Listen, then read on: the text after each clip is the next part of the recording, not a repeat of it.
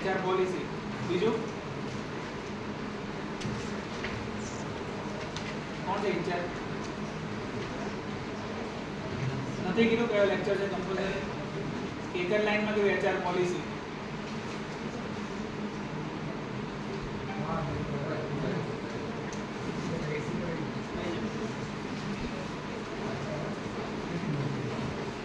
જયદીપભાઈ કયો લેક્ચર છે આજે? HR policy and creativity. Sorry, HR policy and creativity. નહીં. Dayaben HR policy, code of conduct. છે. તમે એ જ કીધું છે. એ જ છે હવે. વિજયભાઈ નથી ખબર. તો એ જ કોઈ કીધું કીધું જ ને નથી. હા, HR Circular policy એવું જ બોલે. નથી. બરાબર, HR policy બોલે. HR પોલિસી તો છે જ. આજે વિજય બે શબ્દો બીજા લખેલા. વાંચી લીધું? કોણ HR વાંચી policy, લીધું? creativity and staff files.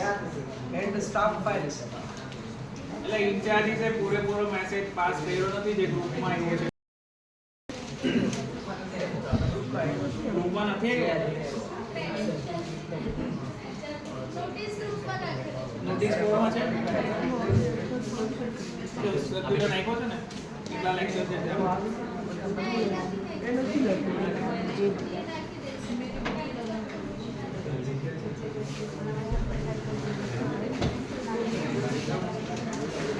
પાછળ બેઠી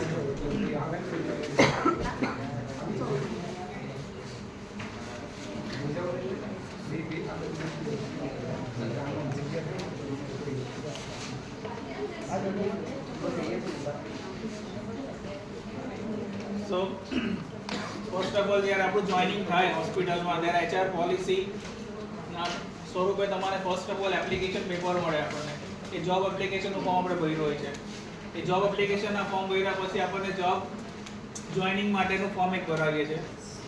જોઈનિંગ ફોર્માલિટીઝની વાત કરીએ ત્યારે એ જોઈનિંગ ફોર્માલિટીની પાછળ મુદ્દાઓ લખેલા હોય છે કે તમારી ડ્યુટી જે આવર્સ આપ્યા છે એનાથી એક્સટેન્ડેડ આવર્સ બી તમારી પાસે કરાવી શકે. 2 મોર્નિંગ 2 ઇવનિંગ અને નાઇટ નર્સિંગનો સ્કેલ હોય છે ટાઈમિંગનો, અને સેમ નર્સિંગની જેમ બીજા ડિપાર્ટમેન્ટ જનરલ ડ્યુટી સ્કીપમાં આવતા હોય છે 8.5 કલાકની ડ્યુટીમાં. RMOની 7 કલાકની ડ્યુટી હોય, એક્સટેન્ડેડ આવર્સ બી કરવા પડે, એક્સ્ટ્રા મોર્નિંગ એક્સ્ટ્રા નાઇટ બી કરવી પડે. સો એ પાર્ટ ઓફ ધ મેનેજમેન્ટ છે અને part of the hospital workload છે. એના પછી આપણે જ્યારે જોઈનિંગ કરીએ ત્યારે આપણને ટેલિફોનિક રેફરન્સનું ફોર્મ એક ભરાવીએ. એટલે 2 રેફરન્સ તમારા નામના આપવાના હોય છે. એક પોલીસ વેરિફિકેશનનું ફોર્મ ભરાવીએ છીએ આપણે. એના પાછળથી આપણે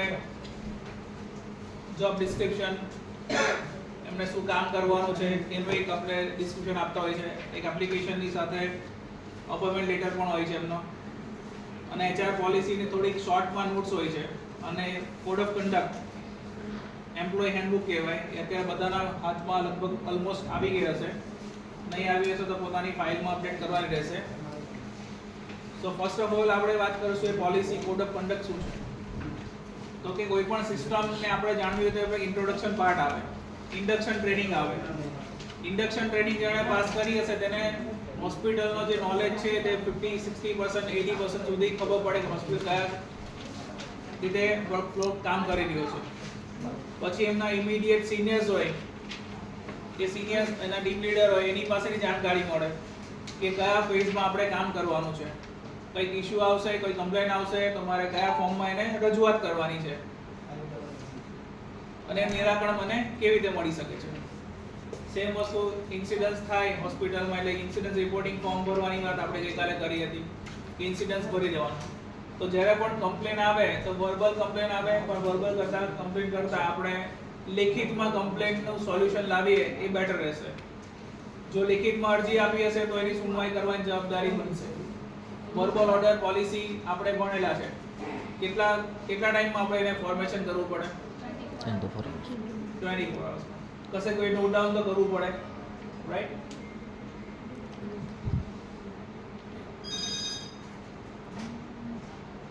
ઓટીપી આપી દો.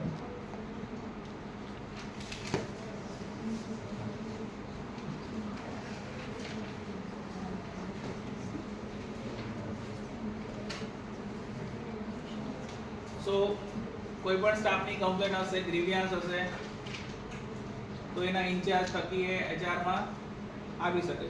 ફર્સ્ટ કોડ ઓફ કન્ડક્ટની વાત કરીએ, professionalism at all time, provide a quality care, honour patients rights, work safety, cooperate with the inquiries and audit investigation, disclose, appropriately manage conflict of interest. Privacy જળવાઈ રહી છે. Political activity and improper fundraising, dress code, આટલી વસ્તુ આપણે code of કન્ડક્ટમાં સામેલ કરી છે. તો કોડ ઓફ કન્ડક્ટમાં ફર્સ્ટ છે પ્રોફેશનલ એટ ઓલ ટાઈમ. જ્યારે પણ આપણે એથિક્સ કોડની વાત કરીએ તો સ્કિલ, ઇન્ટિગ્રિટી, એક્સપેક્ટેશન હોય એ પ્રોફેશનલિઝમમાં આવતું હોય છે. We have dignity and courtesy towards our patient, client, coworker, learner, બધાને માન સન્માનથી વાત અને કામ કરવાનું હોય છે. બિઝનેસ રિલેટેડ એક્ટિવિટીમાં આપણે સહભાગી બનીએ અને ઓનેસ્ટલી, ફેર અને રિઝનેબલ ઓબ્જેક્ટિવ આપણો પ્રોફેશનલ રિલેશનશિપમાં રહેવો જોઈએ. બાયસનેસ હોવી જોઈએ નહીં. Provide a quality care. Healthcare provider, we dedicate ourselves to provide a high quality. આપણો વિઝન અને મિશનમાં બી છે ડેડિકેટ હેલ્થકેર વર્ક અને હાઈએસ્ટ સ્ટાન્ડર્ડ ઓફ ધ કેરની આપણે વિઝન અને મિશનમાં સામેલ કર્યું છે. સો એ પ્રમાણે પ્રોવાઇડ ક્વોલિટી કેર માટે બી પેશન્ટ કેર હોય, કેર હોય એટલે પ્રોમિસ આપણે કરીએ કે ડિલિવરી અ ગુડ અને highest standard of the care આપણે પ્રોવાઇડ કરી શકીએ. Honour patients right. પેશન્ટના જેટલા બી અધિકારો છે એના માટે આપણે એને કટિબદ્ધતાથી આપણે એને સમજાવી શકીએ. એના રાઇટ્સ કયા છે, એ સેકન્ડ ઓપિનિયન કરવા માંગે છે, નથી માંગતા.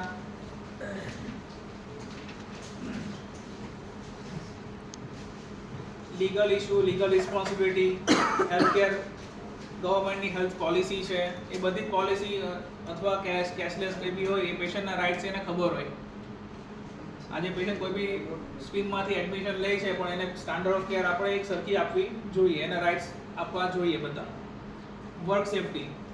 વર્ક સેફટીમાં આપણે લોઝ એન્ડ રિસ્પોન્સિબિલિટી એટલે સેફટી મીન્સ એટલે ICN નો ચેપ્ટર છે ફર્સ્ટ, ત્યારથી લઈને code red, code blue, code pink એ બધા જ વર્ક સેફટીને આપણે આવરી લેશું.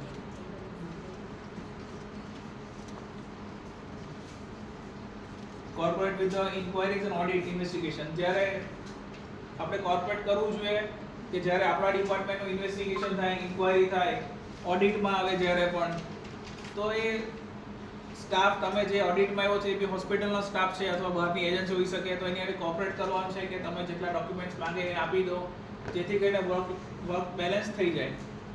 Disclose and appropriately manage conflict of interest. Manage the conflict interest. Employee must report any actual or potential conflict of interest. Conflict of interest are situated in the which personal consideration may affect. આપણે loyalty રાખવાની છે, પોતાનું personal બાયસનેસ રાખવું નહીં. અને privacy policy. કોઈ બી information એવી હોય કે જે ઇન્ટરનલ મેટર હોય હોસ્પિટલની અંદર તમે ડિસ્ક્લોઝ ના કરી શકો. કોઈ કેસ એવા આવ્યો હોય આપણી પાસે, HNI ક્લાયન્ટ્સ હોય એવા, એ કોઈક ઇન્સિડન્સ એવો બન્યો હોય, તો એ બધા પ્રાઇવસી આપણે રાખવી પડે. કોઈ પેશન્ટના ડેટા આપણે બહાર આપી દઈએ, ફોટા બહાર શેર કરીએ, કે આ રિપોર્ટ શેર કરી દઈએ, એનું CT, એક્સરે, MRI શેર કરી દઈએ, એવું થવું જોઈએ નહીં. એક પ્રાઇવસી મેન્ટેન થવી જોઈએ કોઈ બી ડિપાર્ટમેન્ટમાં. અકાઉન્ટ્સના ડેટા છે તો અકાઉન્ટ્સના સ્ટાફે એવું ના થવું જોઈએ, MRDના સ્ટાફે બી ડેટા બહાર જવાના જોઈએ. અકાઉન્ટ્સવાળા સ્ટાફ હોય તો જે બેલેન્સ શીટ ને આપણી જે પ્રોફિટ લોસનો સ્ટેટમેન્ટ હોય એ બધી વસ્તુઓ ડિસ્ક્લોઝ ના થવી જોઈએ. એ ઇન્ટરનલ મેટર હોય છે. પોલિટિકલ એક્ટિવિટીઝમાં કોઈ ભાગ લેવો નહીં. ભલે પોતે પોલિટિકલ બેકગ્રાઉન્ડથી હોય, કઈ બી હોય, પણ એ બધી વસ્તુ એની સીમા રેખા હોસ્પિટલની બહાર સુધી, અંદર એ વસ્તુ લઈને આવી નહીં શકે. કમિશન, લાંચ, રૂશ્વત જે બી થાય એ બધું લેવાનું થતું નથી. કદાચ કોઈ પેશન્ટ એવું બને કે મને રૂમ આપી દો એક્સ્ટ્રા, હું તમને આટલા રૂપિયા એક્સ્ટ્રા આપી દઉં, તમારો આ છે એમાં ચાર્જ કાઢી નાખો. કોવિડ ટાઈમમાં ઘણું ફેસ કર્યું છે આપણે કે મને રૂમ આપી દો, રૂમના પૈસા તમને અલગથી આપી દેવામાં આવશે, પણ એ બધી વસ્તુઓ લેવાની થતી નથી ને કરવાની થતી નથી. ડ્રેસ કોડ બધાને યુનિફોર્મ મળી ગયા છે, સો ઓલવેઝ એક પ્રોપર ડ્રેસ કોડને એને બધા આવવાનું છે. એમાં કેપ, માસ્ક જ્યાં ડિપાર્ટમેન્ટે પહેરવાના છે, કમ્પલસરી આપણે શૂઝ અલાઉ કરીએ છીએ કે આરએમઓ હોય કે પછી નર્સિંગ સ્ટાફ હોય કે એમઆરડીનો સ્ટાફ હોય કે ફાર્મસી, કમ્પલસરી શૂઝ હવે જોઈએ જ આપણે પહેરેલા. ચંપલ સ્લીપર અલાઉ નથી. અને do not use your phone. Frequent use of phone જે ડિપાર્ટમેન્ટમાં આપવામાં આવ્યા છે એ લિમિટેશનમાં વાપરે તો સારું છે. બીજી બધી એક્ટિવિટીમાં કેમેરામાં ઝડપાશો તો પછી મેમો ફાઇન થશે. Pay of loss 1 day maybe. All employees are prohibited from the use of alcohol, drugs. Workplace should be not reported to work under the influence of the alcohol. નશાકારક પ્રવૃત્તિઓ, ગુટખા સેવન કરવું એ બધું અલાઉડ નથી. કોઈ એમ્પ્લોયને અત્યારે હેરેસમેન્ટની complain આવે, male female કંઈ બી હોય તો આપણે હેરેસમેન્ટ કમિટી છે એમાં રિપોર્ટ કરી શકે સેક્સ્યુઅલ હેરેસમેન્ટ કમિટીની અંદર.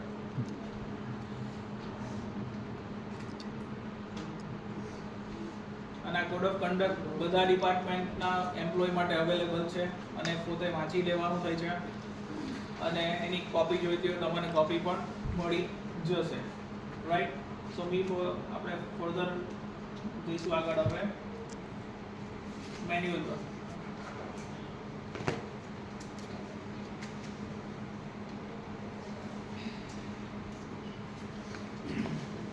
HR નો જે ફર્ધર ઇન્સ્યોરન્સ છે સિસ્ટમ માટે તો employment terms, HR planning, induction, orientation, appraisal, training and development, leave policy, salary and allowances, disciplinary policy, grievance redressal mechanism, employee medical benefit અને ethical and legal responsibility and safety policy. Main purpose હોય છે HR પોલિસીનો આ મુદ્દાઓની ઉપર. સો આ 10 થી 11 મુદ્દાઓ જે છે એની અંદર આપણે વાત કરીએ તો અત્યારે જે નવી code policy, veg code policy જે આવી છે એમાંથી હોસ્પિટલના એમ્પ્લોય જે સર્ટન એમ્પ્લોઈઝ છે એને ESIC નો બેનિફિટ લાગુ પડશે. એટલે ડિડક્શન જેનો PF ડિડક્શન થાય છે અત્યારે એ એમ્પ્લોઈઝે થોડું વધારે ડિડક્શનનો સામનો કરવો પડી શકે એમ છે. ટેક હોમ થોડું ઓછું થઈ શકે છે પણ એની સામે એમને ESIC નો બેનિફિટ મળશે. અત્યાર સુધી ગુજરાત સરકાર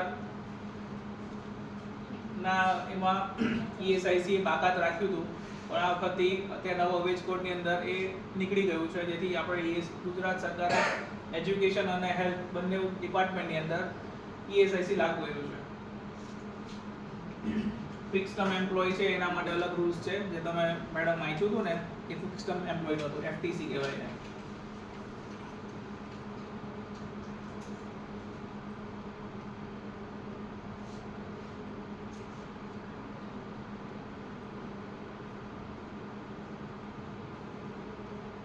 સો ઇન્ટ્રોડક્શન છે થોડું ઉપરથી જશું વધારે. વિઝન અને મિશન આપણે હોસ્પિટલની બહાર ઇન અને આઉટ કરો ત્યારે પોતાના ડિપાર્ટમેન્ટે લગાવેલા છે. વિઝન અને મિશન તમારે યાદ કરી લેવાનું છે. સ્કોપ ઓફ સર્વિસીસ યાદ કરી લેવાનું છે. ઓર્ગેનોગ્રામ બધા ડિપાર્ટમેન્ટ લાગી ગયા છે. જે ડિપાર્ટમેન્ટ નથી લાગેલા એની પ્રિન્ટઆઉટ મળી જશે. ડૉક્ટર આયુષી જોશી એમનો સંપર્ક કરી લેવો, એ જોઈ લેશે તમારા ડિપાર્ટમેન્ટમાં આવીને અને તમારા ટૂંક સમયમાં ઓરિએન્ટેશન આ ડોક્યુમેન્ટ નહીં હશે તો તમારા ડિપાર્ટમેન્ટમાં આવી જશે.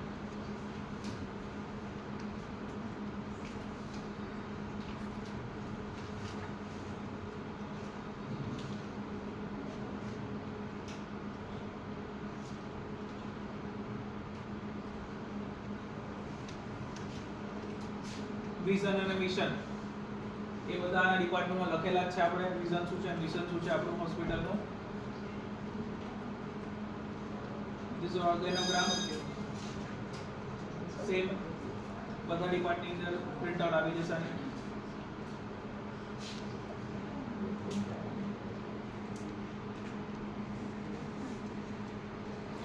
આ મેન્યુઅલની કોપી HR ડિપાર્ટમેન્ટમાં છે. જ્યારે પણ જેને વાંચવું હોય તો આવીને વાંચી શકે છે, જોઈ શકે છે.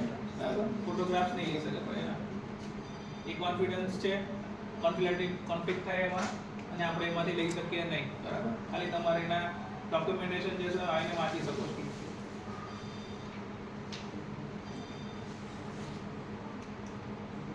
Quality assurance to provide a regular training to each department employee. HR તમારે વારંવાર કહે ને કે લેક્ચર લેવ, ટ્રેનિંગ લેવ. શેના માટે? ઓબ્જેક્ટિવ એનો પ્રાઇમરી ઓબ્જેક્ટિવ HR ટીમનો એ છે કે એક ટ્રેનિંગ તમારે કન્ડક્ટ થાય અને એનું number of period training programme conduct થવાથી શું થશે? એક સ્ટાફ તમે ટ્રેન કરશો તો બેનિફિટ રહેશે આપણને ડોક્યુમેન્ટેશનના કામ કરવા માટે. Maintain employ records to provide employ satisfaction. જેટલા પણ એમ્પ્લોય આવે એને સર્ટન લેવલની NABHની 15 થી 18 સબ્જેક્ટ મિનિમમ હોય છે. એ સબ્જેક્ટ વાઇઝ એને ટ્રેનિંગ લેવાની ફરજિયાત હોય છે. ઇન્ટરનલ ડિપાર્ટમેન્ટની અંદર બી એ લોકો 10 થી 15 NABH રિલેટેડ ડોક્યુમેન્ટેશનના ટ્રેનિંગ કમ્પલસરી કરેલી હોવી જોઈએ ઇન્ટરનલ ડિપાર્ટમેન્ટની.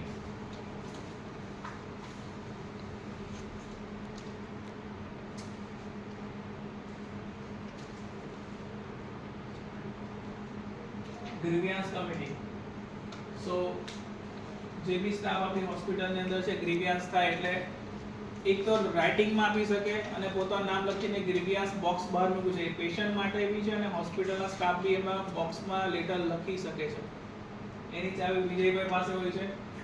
15 દિવસે મહિને એકવાર એક ખોલવાનું હોય છે કે જેથી નવા આપણને ડોક્યુમેન્ટેશન જે બી સુધારો કરવાને મળી શકે. જો પોતે સીધું આવીને ના મળવું હોય કોઈને અને અનનોન બનીને પણ પોતાનું નામ તો અંદર મેન્શન કરવાનું હશે એપ્લિકેશનની અંદર કે મને આ તકલીફ છે અને આ ડિપાર્ટમેન્ટમાં છું. કદાચ તમારી ઇન્ચાર્જથી કે HR થી કશેથી બી સીધું એ ફાઇલ ખુલશે સીધી એમની પાસેથી સેન્ટર હેડ અને CEO સર પાસે. એમાં પછી બાકીનો કોઈ ડિપાર્ટમેન્ટ એવો થશે નહીં કોસ્ટ.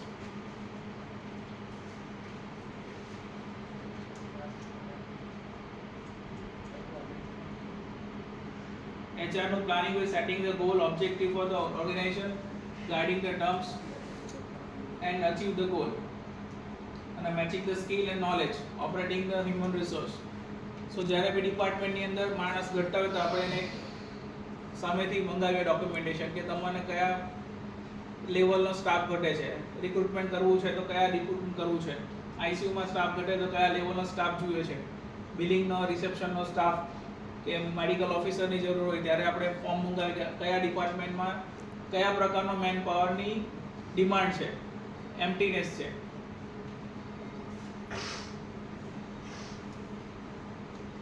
મેન પાવર પ્લાનિંગ કરે, રિક્રુટમેન્ટ સિલેક્શન પ્રોસેસ, જોબ રીએન્જિનિયરિંગ કરે, ટ્રેનિંગ અને ડેવલપમેન્ટ આપવાનું, પરફોર્મન્સ અપ્રેઝલ અને સેલરી એડમિનિસ્ટ્રેટર.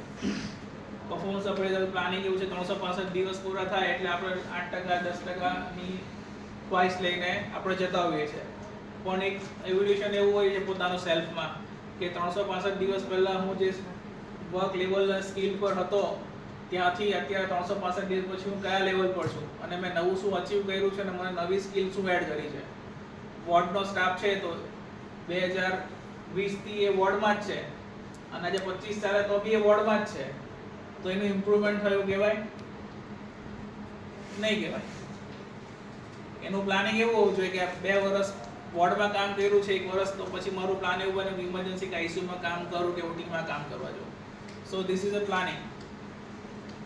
સો ઇનિશિયલ સ્ટેજ પર તમે જ્યારે નવા હોવ છો ત્યારે તમારે જુનિયર કન્સિડર કરવામાં આવે, ટ્રેનિંગ કન્સિડર કરવામાં આવે, પછી તમે મિડલ અને પછી તમે સિનિયર સ્ટાફની અંદર ગણતરી કરવામાં આવે. પણ નંબર ઓફ ડેઝ વધવાથી એક્સપિરિયન્સ વધવાથી એક્સપિરિયન્સ વધતો નથી, પણ તમારી સ્કિલ કેટલી વધી છે એના પર તમારું મૂલ્યાંકન થતું હોય છે.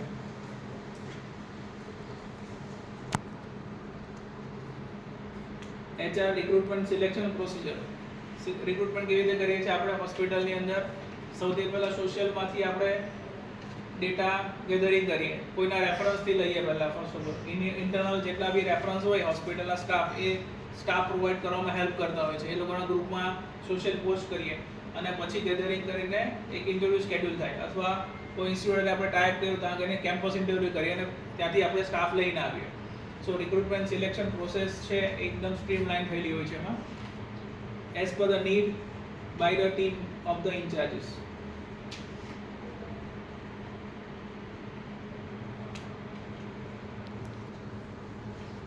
સો ક્રેડેન્શિયલ ચેક કરવાનો હોય છે. જ્યારે કોઈ આપણો એમ્પ્લોય નવો જોઈન થયો ત્યારે ક્રેડેન્શિયલ ચેક કરીએ. શું કરવાનું હોય એમાં? 2 રેફરન્સના નામ આપ્યા. ઇન્ટરનલ લગભગ મોટેભાગના રિક્રુટમેન્ટ આપણા ઇન્ટરનલ રિસોર્સથી થયા હોય છે. એટલે ફર્સ્ટ આજે વિજયભાઈએ 2 સ્ટાફને ઇન્ટરવ્યૂ માટે બોલાવ્યા કે એમના રેફરન્સથી એ બીજી હોસ્પિટલથી બોલાવ્યા તો વિજયભાઈનું નામ રેફરન્સ પર લખાયું તો એમણે કીધું કે આ સ્ટાફ સારા છે. તો એક ક્રેડેન્શિયલ મળી ગઈ આપણને કે this is a good. Secondary લેવાનો હોય મારે ક્રેડેન્શિયલ તો શું કરવું? હોસ્પિટલના HR ને એડમિનને ફોન કરીને પૂછી લઈએ આપણે કે આ સ્ટાફની વર્તણૂક કેવી, કોઈ એવું મેજર ઇન્સિડન્સ તો નથી થયું ને, એ બધું ચેક કરી લેવાનું. એના ક્રેડેન્શિયલ આપણે માર્ક કરવો છે ઓન પેપર. ટેલિફોનિક રેફરન્સ ચેકની અંદર આવશે.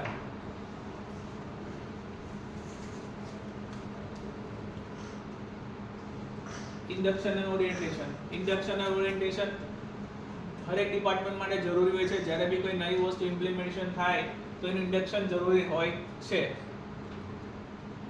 રોઝા રોબોટિક્સ જે આપણે વાપરીએ, રોબોટ લીધો તો એના માટે બી ઇન્ડક્શન આપણે રાખ્યું, કે પ્રોગ્રામ રાખ્યો કે આ નવું એક ઇન્સ્ટ્રુમેન્ટ આપણી પાસે આવ્યું છે, મશીન આવ્યું છે, એમ એ પ્રમાણે જેવી રીતે નવો કોઈ એમ્પ્લોય આવે તો એ નવા એમ્પ્લોય નવા ડિપાર્ટમેન્ટ સાથે ઇન્ટ્રો કરાવવો જોઈએ. અને હોસ્પિટલ વાઇડ પોલિસી એને એનો ટૂંકમાં સાર આપવાનો હોય છે.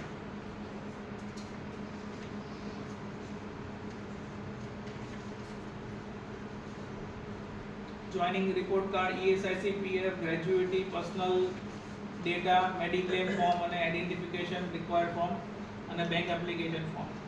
જોઈનિંગ કરો તે આપણે Aadhaar card, PAN card, bank details બધું મંગાવીએ છીએ. જે PF ની લાયબિલિટીઝમાં આવે તેને PF આપણે આપીએ છીએ. અને જેને ગ્રેજ્યુએટી એટલે 5 વર્ષ પૂરા થાય એના પછી ગ્રેજ્યુએટીના એમાં સામેલ થતા હોય છે, ઇફ પ્રોવિઝન હોય તો. ઓરિએન્ટેશન પ્રોસેસ કમ્પ્લીટ કરવાની હોય છે.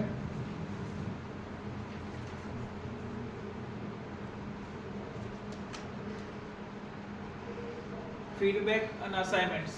જ્યારે લાસ્ટમાં જ્યારે સ્ટાફ આપણો કોઈ ફીડબેક આપણને જાય, અપ્રેઝલના ટાઈમે બી આપણે એક કોલમ એડ કરી છે, એમાં કે ફીડબેક મિકેનિઝમ, કે તમારું આ વર્ષ જે નવું ઇન્ક્રીમેન્ટનું યર આવશે તેમાં સુધીમાં તમે તમારા ગોલ શું અચીવ કરશો, એના માટેની એક આપણે કોલમ બનાવી છે એની અંદર, ફોર્મની અંદર. કે પોતે અત્યારે વોર્ડનો સ્ટાફ છે તો એક એનું સ્ટેટમેન્ટ એવું હોય છે કે ઘણા સ્ટાફનું કે મારે હવે હું ઇમરજન્સી કે આઈસીયુમાં વર્ક કરવા વિલિંગનેસ છું, મને ત્યાં જવું છે અને કામ કરવું છે, તો મને એક્સ્ટ્રા ડ્યુટી એના ઇન્ચાર્જ સાથે વાત કરીએ કે 2-4 સ્ટાફ તમારા એવા છે કે એની રિક્વેસ્ટ આવી છે, તો ફ્રીક્વન્ટલી જ્યારે જરૂર પડશે ત્યારે આપણે સ્ટાફને ડિપાર્ટમેન્ટમાં શિફ્ટ કરશું ટ્રેનિંગ અને ડેવલપમેન્ટ માટે.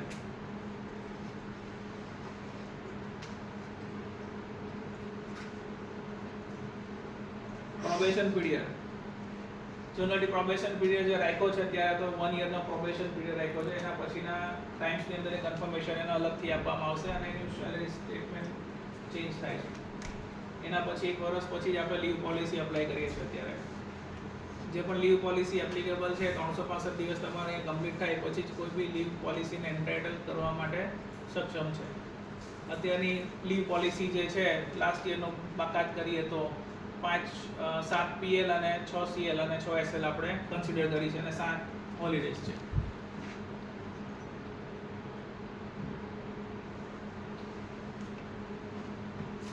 પર્સનલ રેકોર્ડ્સ હોસ્પિટલમાં બધાને આપવાના હોય છે. એ પર્સનલ રેકોર્ડ્સ બધા આપેલા, ડોક્યુમેન્ટેશન તમારું આપેલું હોય, એ ડોક્યુમેન્ટેશનમાં તમારું સ્ટેટસ ચેન્જ થાય, સિંગલ મેરિડ કે તમારું એડ્રેસ પ્રૂફ ચેન્જ થાય તો એ બધી જાણ હોસ્પિટલને તમારે કરવાની રહેતી હોય છે.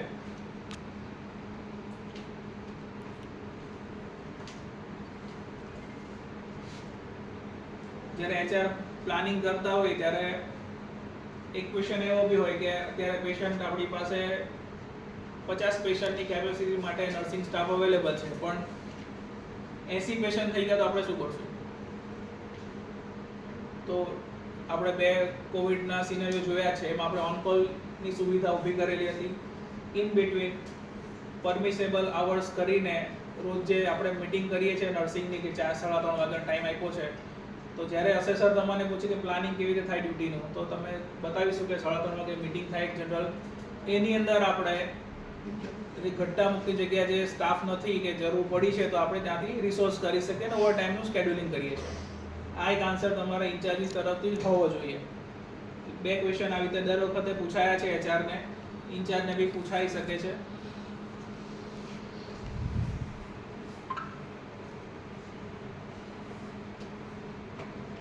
જે બી નર્સિંગ સ્ટાફ કે ક્લિનિકલ સ્ટાફ જે પણ લેવાય તે રેકગ્નાઇઝ ઇન્સ્ટિટ્યૂટમાંથી પાસ છે અને GNC કમ્પ્લીટ છે કે નહીં એના સર્ટિફિકેટ અને એનું બી ક્રેડેન્શિયલ ચેક કરતા હોય છે. એના કોલેજમાં આપણે મેલ કરીને ડોક્યુમેન્ટેશન વેરીફાઈ કરાવતા હોઈએ છીએ.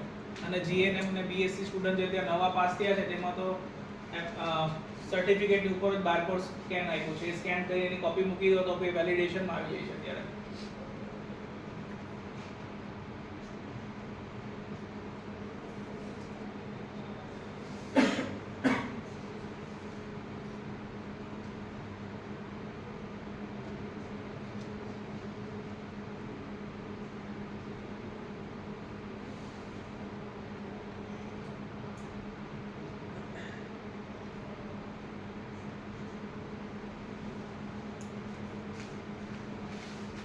કદાચ કોઈ ડોક્ટરની ડ્યુટી એવી બને કે અમુક કન્સલ્ટન્ટ એવા હોય કે સર્જન હોય કે કંઈક એવા સ્ટાફ ટીમ મેમ્બર હોય કે એની ડ્યુટીની અંદર મોર્ટાલિટીના કેસીસ વધતા હોય તો એનું બી ક્રેડેન્શિયલ ચેક કરવામાં આવે ને એનું પણ ઓડિટ કરવામાં મેડિકો લીગલી એને બી આપણે ચેકઆઉટ કરતા હોઈએ છીએ.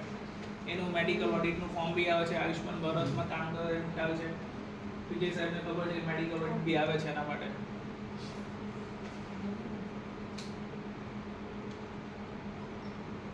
60 વર્ષે રિટાયરમેન્ટ પ્લાન છે. શું છે?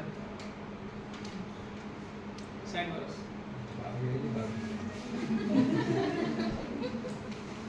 સો ફાઇનલ સેટલમેન્ટ હોય જ્યારે હોસ્પિટલમાંથી જ્યારે એક્ઝિટ થઈ જાય ત્યારે ઈચ એન્ડ એવરી ડિપાર્ટમેન્ટમાંથી એમને ડોક્યુમેન્ટેશનમાં નોન ક્લિયરન્સનું સર્ટિફિકેટ લેવાનું હોય છે. એના પછી એક એમનું એક્ઝિટ ઇન્ટરવ્યૂ થાય છે કે એમાં એ એમ્પ્લોયીએ જે સુવિધાઓ માંગી હોય અથવા એમને લાગ્યું હોય કે આટલા વખતમાં થોડીક સુવિધાઓ થશે તો અમારું રહેવાનું કન્સિડર થઈ શકે અથવા એને કોઈ બીજી સુવિધાઓ વિશે લખવું હોય તો લખી શકે છે. ફીડબેક ફોર્મ આવી શકે છે એનું. પરફોર્મન્સ અપ્રેઝલ આપણે વાત કરી છે ત્યારે પરફોર્મન્સ અપ્રેઝલની અંદર મેટ્રિક્સ જે સેટ કર્યા છે એમાં 100 માંથી માર્ક્સ આપવાના હોય છે. ઇન્ચાર્જ પોતાના સ્ટાફના પૂરેપૂરા જ માર્ક આપે છે. અપેસી પોતાનો બી સ્ટાફ રેટિંગ પોતાનો આપે છે અને એક્સેલન્ટ ગુડ અને એ પ્રમાણે રિવ્યુ થતા હોય સ્કેલિંગ થતા હોય છે.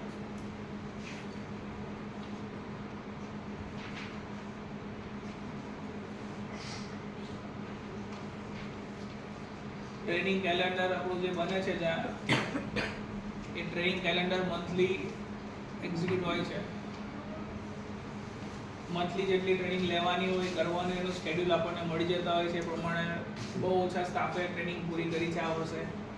હોપફુલી કે 2024ની અંદર આ બધા સ્ટાફો એની પૂરેપૂરી 100% એફિશિયન્સી આપીને ટ્રેનિંગ કેલેન્ડર પ્રમાણે અચીવમેન્ટ બધા ટ્રેનિંગનો કરી લે.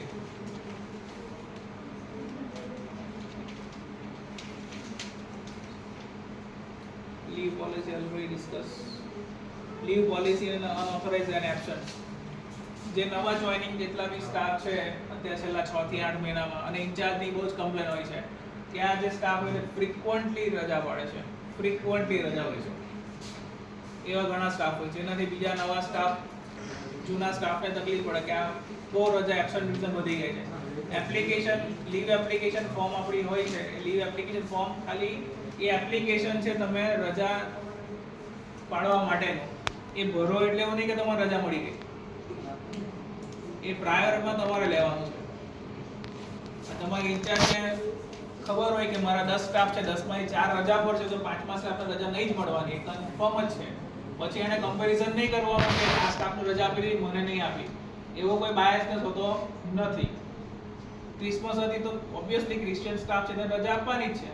એમાં કોઈને તકલીફ ના હોવી જોઈએ. દિવાળી છે તો દિવાળીમાં જે સ્ટાફ છે તે સ્ટાફને દિવાળીનું મહત્વ તે દિવાળીમાં રજા મળવાની છે. ઈદમાં જેને રજા ઈદની રજા જોઈશે. પણ તમે એનો બાયસનેસ તો નહીં કહી શકો કે આની રજા આપી મને રહી રજા આપી. સિમ્પલ છે. અને જ્યારે પણ સ્ટાફ આવી રીતે ઓફ લઈને ઘરે જશે અને પછી ડ્યુટી પર નહીં આવે તો કન્સિડર 2 એબ્સન્ટ થઈ જશે. એટલે તમારે ઇન્ચાર્જને પૂછવા નહીં જવાનું કે મારી રજા 2 કેમ ગઈ. પૂછવા જવાનું નથી. બાય ડિફોલ્ટ ઇન્ચાર્જીસ 2 એબ્સન્ટ મૂકી દેવાના છે. એને બસ નહીં મળી હોય કે પેટમાં દુખ હોય ગમે તે થઈ ગયું હોય એની 2 એબ્સન્ટ થઈ જશે. એવું તો કોઈ પેટમાં દુખતું નથી અત્યાર સુધી ખબર પડી કે 2 રજા ભૂલ આપી શકે હોય. બરાબર ને? ખાઈ જવું ફાર્મસીમાં દવા લેવા જોઈએ ઇમરજન્સીમાં કે બહુ દુખે છે. હા સો પીએફ જે પોલિસી લાગુ પડે છે જે બેઝિક વેજીસ અને એ પ્રમાણે એ બધા સ્ટાફને આપણે ઈએસઆઈસીમાં બેનિફિટ મળશે ને 21,000 ની ઉપર જેનો સેલેરી છે એને ESIC માં લાભ મળતો નથી, પણ 21,000 ની અંદર વાળાને લાભ મળશે. એમાં પ્રોફેશનલ સ્ટાફ એટલે કે ટેકનિશિયન સ્ટાફ, મેડિકલ ઓફિસર એ બધા આ લિસ્ટમાં નથી, ESIC ને PF ની લિસ્ટમાં. કોણ છે? કોણ છે? ક્લિનિકલ સ્ટાફ છોડીને બધા સ્ટાફ અવેલેબલ છે. ઓકે. તું નહીં આવતો. હા.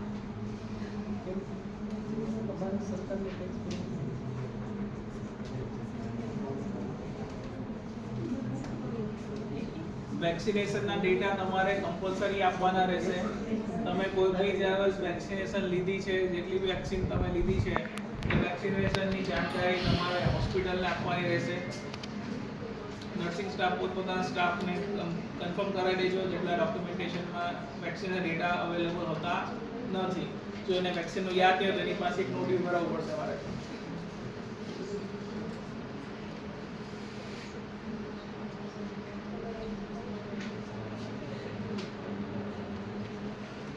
સ્ટાફનું જોઈનિંગ વધારે CBC, એક્સરે, RBS અને યુનિટ માઇક્રોનો પ્રોગ્રામ કર્યો છે. ટૂંક સમયમાં અત્યારે તમારા જેટલા બી નવા જોઈનિંગ સ્ટાફ છે એ બધામાં એક્સરે અને શૂટ થઈ જશે અને કમ્પલસરી તમારી ફાઇલમાં જમા થઈ જાય. યરલી કરવાનું હોય છે. Nursing technician assistant, pharmacist assistant, vaccination dose આપણે કેવા આપે છે?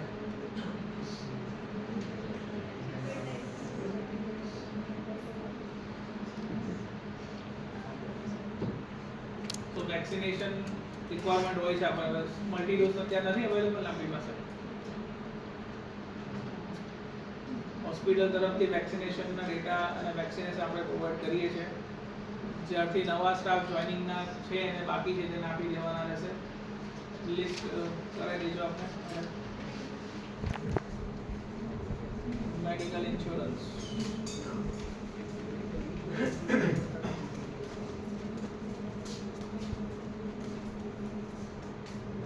Hospital accommodation. હોસ્પિટલમાં જોબ માટે આવો તો હોસ્ટેલની રિક્વાયરમેન્ટ હોય છે.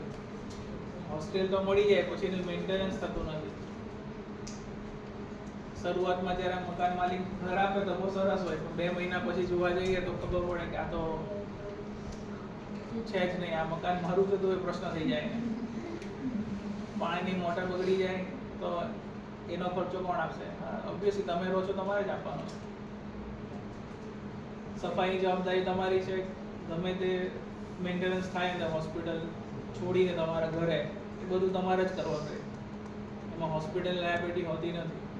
હોસ્પિટલ રહેવા માટે આપશે, જગ્યા આપશે, પણ એટલીસ્ટ તમારે જે જગ્યા આપી છે એ જગ્યાને મેન્ટેન રાખવાની છે. બોયઝ હોસ્ટેલમાં કેટલા લોકો રહે છે? હમણાં ફોટા જોયા હતા, કેટલા સરસ સરસ ફોટા આવ્યા હતા. પાણીની મોટર રિપેર કરાવી દેજો. દુકાન માલિક મને ફોન કરે. હા, એટલે બધો ખર્ચો તમારે લાગુ પડે. એ ઘર છે આપણું, તો ઘર વાપરીએ એટલે બધો ખર્ચો એ જ લાગુ પડે.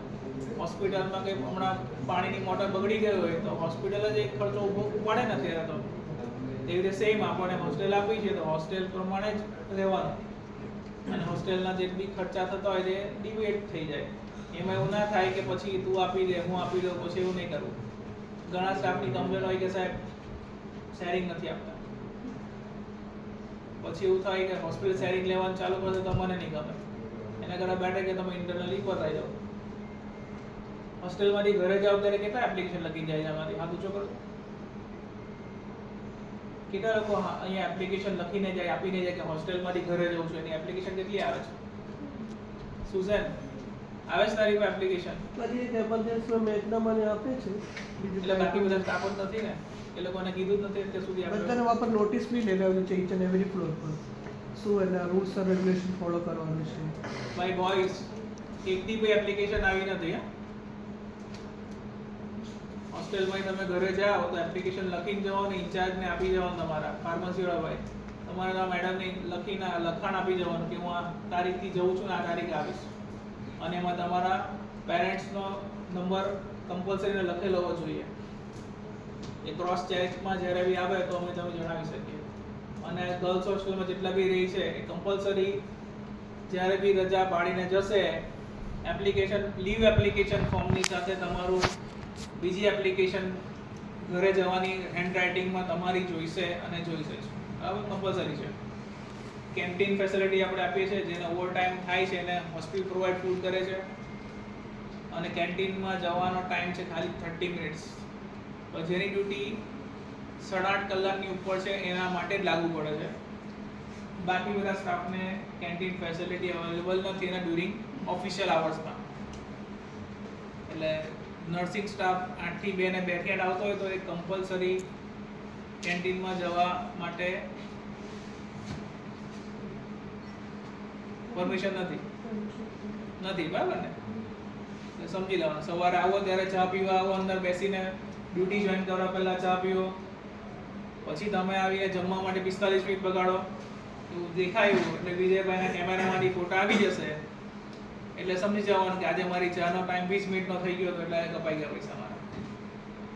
તો મેક શ્યોર કે 6 કલાક અને 7 કલાક ડ્યુટીવાળા સ્ટાફ કેન્ટીનનો ઉપયોગ એની ડ્યુટી પૂરી થાય પછી કરે. પણ જેને ડબલ ડ્યુટી આપવામાં આવી હશે તો એને એક્સેસ છે કેન્ટીનનો એક જ ટાઈમ 30 મિનિટ્સ મેક્સિમમ. પછી આ મેરિડ અનમેરિડ બધા માટે રૂલ્સ સરખા છે ને? બધા માટે બોસ. એના આડું કોઈ છે નહીં.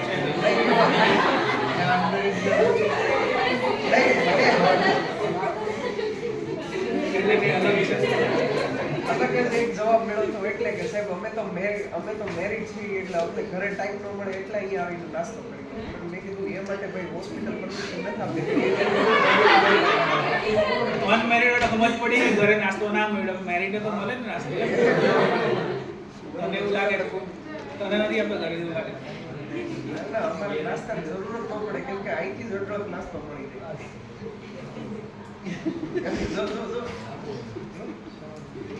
ટાઈમિંગ આપી દેજો અમને ભાઈ, બરાબર? ટાઈમિંગ પ્રમાણે ચાલશે.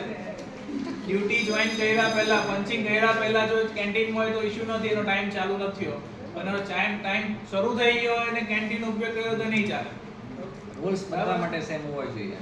સેમ જ છે, બધા જ માટે સેમ હોવા જોઈએ. સેમ. હા ભાઈ, લગ્ન કર્યા નથી કર્યા, કરવાના છે નથી કરવાના એવું કઈ નહીં. બરાબર રેડી ને? બરાબર જ છે ને? આપણે ગ્રીવિયન્સ રેડરેસલ કમિટી છે. કોઈ બી જાતનો ગ્રીવિયન્સ હશે નેક્સ્ટ ટ્રેનિંગ જ્યારે કમિટીઝની હશે તેમાં આપણે જોઈશું કે તમારા કમિટીમાં કઈ રીતે તમારા ડોક્યુમેન્ટ્સ, તમારે લખાણ તમારું આપવાનું, ગ્રીવિયન્સ તમારે હેન્ડલિંગ કરવાનું છે એના માટે.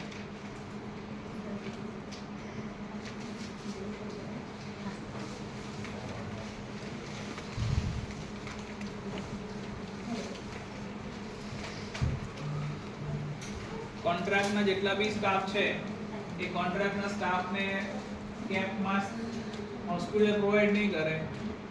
એને કમ્પલસરી એ કોન્ટ્રાક્ટના સ્ટાફે જ ઇન્ચાર્જ, એમનો સુપરવાઇઝર, ઓનર છે એમણે જેને કેપ માસ્ક આપવાના છે અને એમાં જ એ આવવો જોઈએ. ફ્લોર પરથી કોઈ સ્ટાફે એને ડિસ્પોઝેબલ આપવાના થતા નથી કોન્ટ્રાક્ટના સ્ટાફને.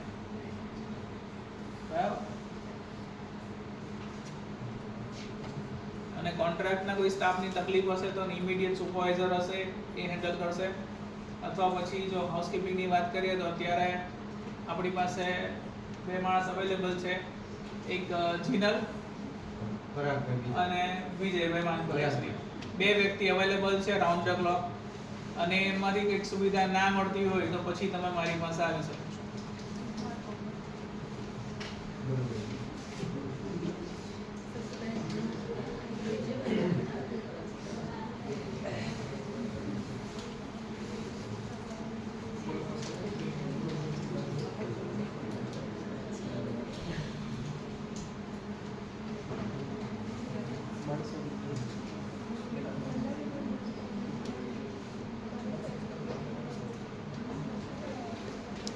સો આપણે પેનલ્ટીની એક વાત કરી લઈએ. બહુ સરસ, બહુ ફટકી કોઈ જાગો. So repetition of the verbal order, verbal communication જ્યારે ફેલ થાય ને ત્યારે એક મેમોનું સ્વરૂપ આવે, ત્યાં સુધી આવતું નથી. 5 વખત કીધું હોય કે અહીંયા ગુટકા નથી ખાવાના એટલે 250 રૂપિયા લઈ લેવાના, 2 વાર લે, 3 વાર લે, પછી એ પેનલ્ટી ઇમ્પોઝ થઈ જાય.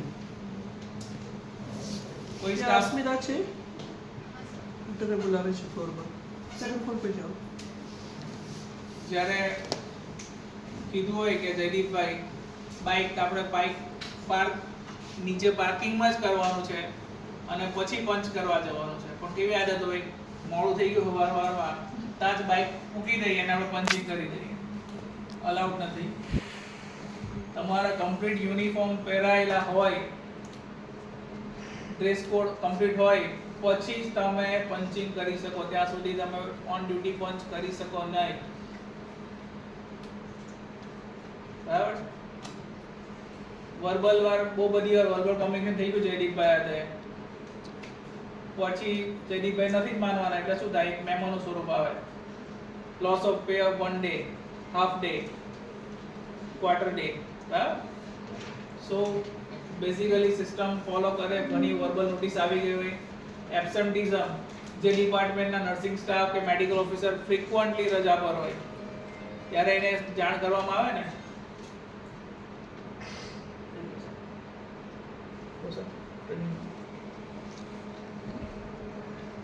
ट्रेनिंग में हो गई हाँ देगा मीटिंग क्लास हाँ कल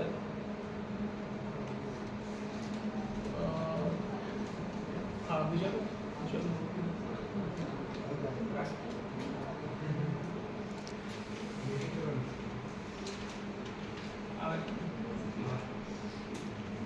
સો જ્યારે પણ એબ્સન્ટિઝમ થતી હોય એટલે ઇન્ચાર્જ બી કંટાળી જાય કે આ બહુ એબ્સન્ટ થઈ ગયા નહીં, હવે શું કંઈક રસ્તો લાવો. એ કંટાળો ના આવે એ પહેલાં જ એક સિસ્ટમ બનાવેલી છે, પણ ઇન્ચાર્જ છૂટ કેવી આપે છે કે આજે 2 મોર્નિંગ 2 નાઇટ કરી લીધી, પછી સ્ટાફને રજા આપી દે ઘરે, એને ઓફ મળી જાય કે ને પછી ડ્યુટી કરે નાખે, ચાલ બીજી નાઇટ તું આવીને રાત્રે કરી લેજે એક દિવસ રહીને. એટલે 2 દિવસની સુવિધા આપે ડ્યુટી સેટિંગ કરવામાં. પછી એ સ્ટાફ એનો ફાયદો ઉઠાવે. આજે ઇવનિંગ નાખી છે 8 વાગે, આજે બસ નથી આવવાની મારી, કાં તો મને XYZ પ્રોબ્લેમ થઈ ગયો છે એટલે ના આવે. તમે એને શરૂઆતથી જ ફર્સ્ટ ડે જોઈનિંગ કરો એટલે કહી દીધું હોય કે I am very strict on absent present. તમે આજે નહીં આવ્યા, બસ છૂટી ગઈ, કંઈ વાંધો નહીં, એબ્સન્ટ 2 થઈ જશે, વાંધો નહીં, નો ઇશ્યુ, 2 એબ્સન્ટ મૂકી દેવાની. પણ ફેવરિઝમ કરીએ આપણે અને એને ના રાખીએ, ચાલુ રાખીએ, પછી શું થાય, એ સ્ટાફ આગળ 2 મહિના 6 મહિના થાય એટલે મેડમ તો કરતા જ નહીં, રવા દો ને ચાલશે, એટલે એબ્સન્ટ એક જ આપે છે ને, ચાલી જશે. એટલે થોડા એબ્સન્ટ પ્રેઝન્ટમાં સ્ટિક થાવ જેથી કરીને તમારે તકલીફ ના પડે. એમ્પ્લોયી રાઇટ્સ એન્ડ રિસ્પોન્સિબિલિટી બધા જ ડિપાર્ટમેન્ટમાં આપણે લગાવેલા છે, એકવાર વાંચી લેવા. તમારા હક્કો જ વાંચવાના નથી પણ જવાબદારી પહેલી વાંચી લેજો. ડ્રેસ કોડ ઓલરેડી ઇન્ફોર્મ કર્યું છે. ડ્રેસ કોડ ના હોય તો શું કરવું?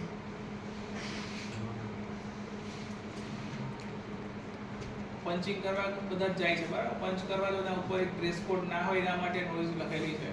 તો રિસ્પેક્ટેડ ઇન્ચાર્જ અને સર્વેલન્સમાં સાહેબ છે ભારદ્વાજ સાહેબ, નિતેશભાઈ ડોક્ટર, તો એ સર્વેલન્સ ચાલુ કર્યું છે. એટલે જેટલા બી સ્ટાફની પાસે કેપ માસ્ક અને યુનિફોર્મ નહીં અવેલેબલ હોય ઓન ડ્યુટી અને ખબર પડી તો એપ્લિકેબલ એ પ્રમાણે જ એનું રિડક્શન આવશે. અને ડિસેમ્બર મહિનામાં જેણે લેટ કમિંગ આવ્યા છે એને as per the actual policy, not minute to minute, as per the policy reduction થશે.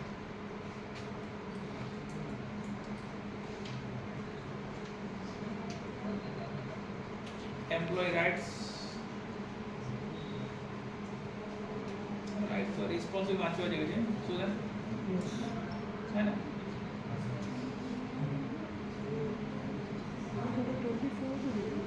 શું કે? હા, એ 24 માં આપણે અપડેટ નથી કરી એમ.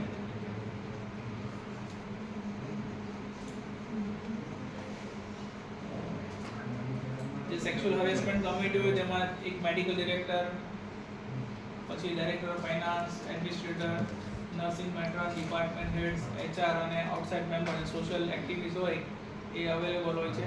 આપણી પાસે સોશિયલમાં પૂછે તો સુનીતા મેડમ છે, સુનીતા નંદવાની, એ આપણા સોશિયલ તરીકે આ સેક્સ્યુઅલ હરેસમેન્ટ કમિટીના મેમ્બર છે. નામ કઈ દેવાનું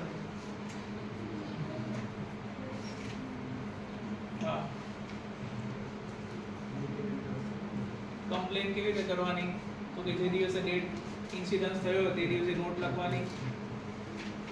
અને જેટલા બી નર્સિંગ સ્ટાફ છે ફિમેલ, નવો બેઝ કોડ ઓફ કન્ડક્ટમાં એક MOU તમારે સાઇન કરવાનું રહેશે. જે નાઇટ ડ્યુટી કરે છે સ્પેશિયલ એના માટે કમ્પલસરી કન્સેન્ટ સાઇન કરવાનો નવો નિયમ આવ્યો છે અત્યારે 15મી નવેમ્બર પછી. ફિમેલ ડ્યુટી જે નાઇટ કરતા હોય એને કન્સેન્ટ લેવાની છે.